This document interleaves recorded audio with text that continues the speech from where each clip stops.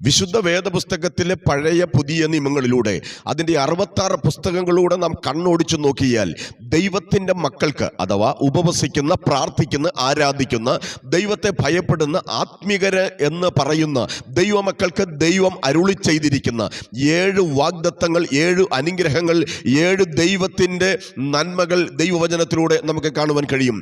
തുടർന്ന് ദൈവമക്കൾക്കുള്ള 7 ആത്മീക അനുഗ്രഹങ്ങൾ എന്നുള്ള ചിന്താ വിഷയത്തിൽ നിന്നും അല്പസമയം ശുശ്രൂഷിപ്പാൻ ഞാൻ താല്പര്യപ്പെടുന്നു. പ്രാർത്ഥനയോടെ ശ്രദ്ധിച്ചാലും ഒടുവിലായി നിങ്ങൾക്ക് വേണ്ടി പ്രാർത്ഥിക്കും. ആ പ്രാർത്ഥനയ്ക്ക് ശേഷം മാത്രമേ സ്കിപ്പ് ചെയ്ത് പോകാവൂ എന്നുള്ള കാര്യം ഞാൻ ഓർപ്പിക്കുകയാണ്.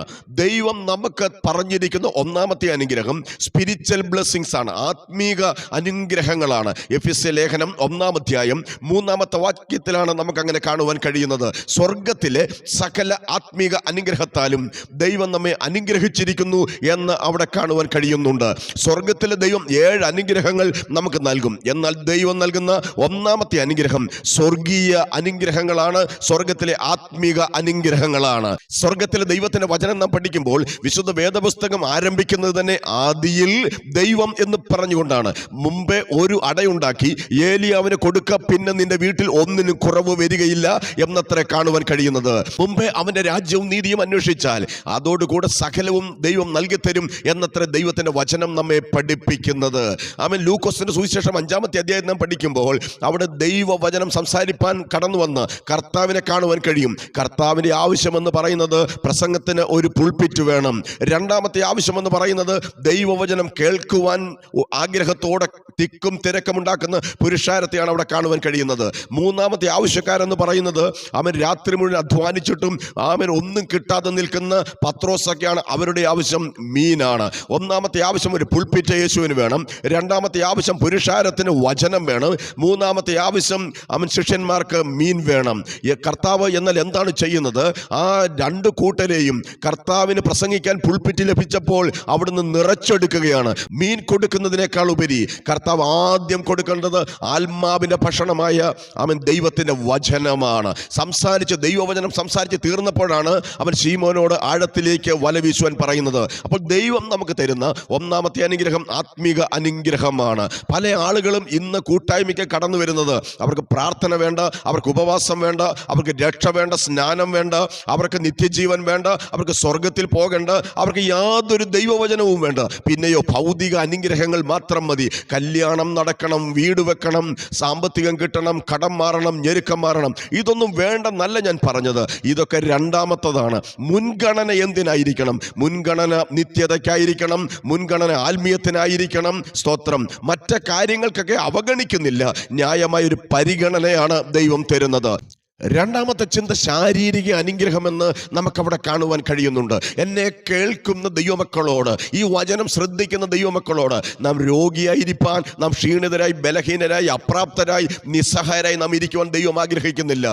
ദൈവം ആഗ്രഹിക്കുന്നു 3 യോഹന്നാന്റെ ലേഖനം 2-ാമത്തെ വാക്യത്തിൽ നാം ആത്മാവ് ശുഭമായിരിക്കുന്നത് പോലെ സകലത്തിലും ശാരീരികമായി, മാനസികമായി സകലത്തിലും സുഖമായിരിക്കണമെന്ന്, ശുഭമായിരിക്കണമെന്ന് ദൈവം ആഗ്രഹിക്കുകയാണ്. എന്നെ കേൾക്കുമ്പോൾ നിങ്ങൾ രോഗികളാണോ, നിങ്ങൾ നിരാശരാണോ, നിങ്ങൾ പരാജയപ്പെട്ടവരാണോ, നിങ്ങൾ ഇന്ന് പകൽക്കാലം ബലഹീനരാണോ? സ്വർഗത്തിലെ ദൈവം ഇന്ന് നിങ്ങളോട് അരുളി ചെയ്യുന്നത് ഇതാണ്: നിങ്ങൾ ശുഭമായിരിക്കട്ടെ, നിങ്ങൾ സുഖമായിരിക്കട്ടെ, നിങ്ങൾ ബലപ്പെട്ടിരിക്കട്ടെ, നിങ്ങൾ ആരോഗ്യത്തോടിരിക്കട്ടെ.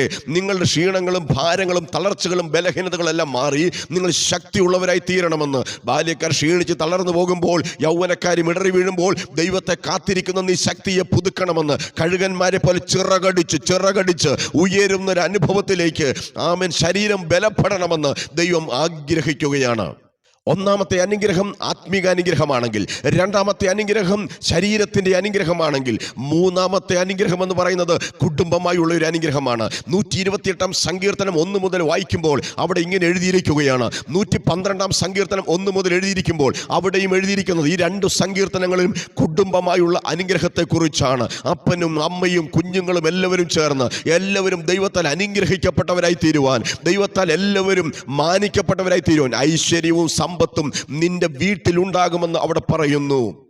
നീ ഭാഗ്യവാൻ, നിനക്ക് നന്മ വരുമെന്ന് ആ സങ്കീർത്തനത്തിൽ പറഞ്ഞിരിക്കുകയാണ്. അതുകൊണ്ട് എന്നെ കേൾക്കുന്ന പ്രിയപ്പെട്ടവരെ, നിങ്ങൾ ആത്മീകമായോ ശാരീരികമായോ മാനസികമായോ സാമ്പത്തികമായോ ഒന്നിലും കുറഞ്ഞു പോകാതെ കുടുംബമായി നിങ്ങളുടെ ഫാമിലി ഏറ്റവും നന്മയോടെ അനുഗ്രഹത്തോടെ വിടുതലോടെ മുന്നോട്ട് പോകുവാൻ ദൈവം സഹായിക്കട്ടെ. അതിനുവേണ്ടി ഞാൻ നിങ്ങൾക്ക് വേണ്ടി ഇപ്പോൾ തന്നെ പ്രാർത്ഥിച്ചു തുടങ്ങുന്നു. നാലാമത്തെ ചിന്ത, യെശയ്യാ പ്രവാചകന്റെ പുസ്തകം 65-ാം അധ്യായം 23-24 വാക്യങ്ങളൊക്കെ നാം വായിക്കുകയാണ്.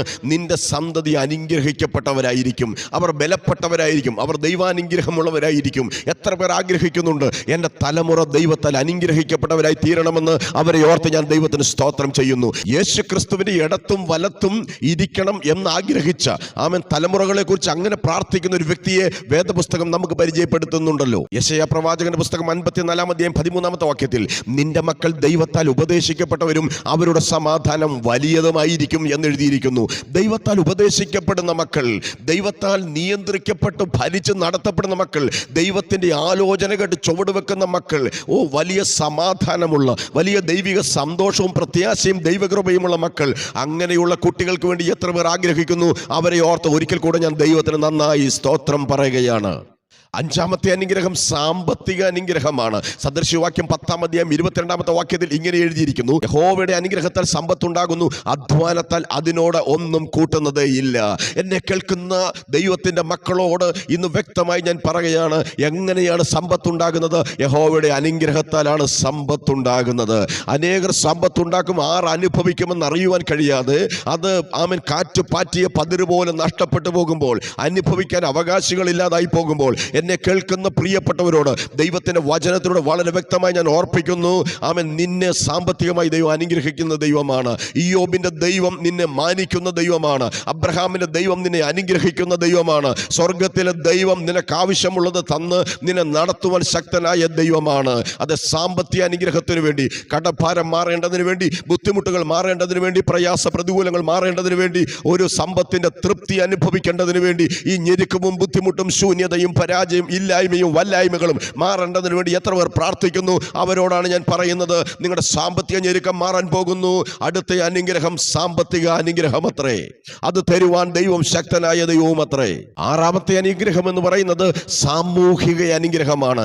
എന്ന് പറഞ്ഞാൽ എങ്ങനെയാണ്? ഒരു ദൈവത്തിന്റെ പൈതൽ, ഒരു പ്രാർത്ഥിക്കുന്ന വ്യക്തി, ദൈവത്തെ ആരാധിക്കുന്ന, ദൈവത്തെ വിശ്വസിക്കുന്ന, ദൈവത്തിന്റെ മുഖത്തേക്ക് നോക്കി നിൽക്കുന്ന ഒരു ദൈവ പൈതൽ, അവൻ വിശ്വാസത്തിൽ ഇറങ്ങിത്തിരിക്കുമ്പോൾ സഭയ്ക്കകത്ത് മാത്രമല്ല, അവൻ സമൂഹത്തിലേക്ക് കടന്നു ചെല്ലുമ്പോൾ അവനെ മാനിക്കുന്ന ഒരു ദൈവമുണ്ട്, അവൻ ഉയർത്തുന്ന ദൈവമുണ്ട്, അവനെ വിശാലപ്പെടുത്തുന്ന ഒരു ദൈവമുണ്ട്.